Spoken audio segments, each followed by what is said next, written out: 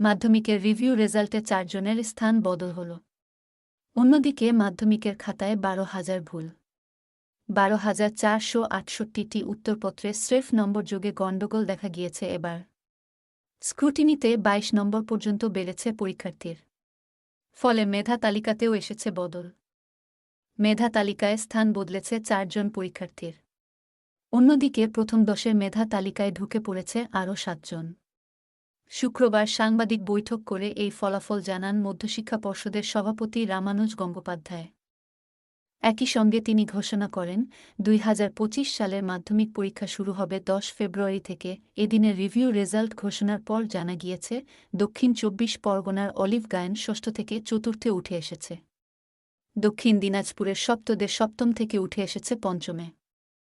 একই জেলার আবৃত্তি ঘটক সপ্তম থেকে উঠে এসেছে ষষ্ঠে। দক্ষিণ ২৪ পরগনার ঋতব্রত নাথ নবম থেকে সপ্তমে উঠে এসেছে, তবে ১২,০০০-এর বেশি খাতায় যোগে ভুল নিয়ে প্রশ্ন ওঠা শুরু। যদিও পর্ষদের সাফাই ৬৩ লক্ষের মধ্যে ১২,০০০ খাতায় ভুল। যদিও এটাও কাম্য নয় বলেই মানছে তারা।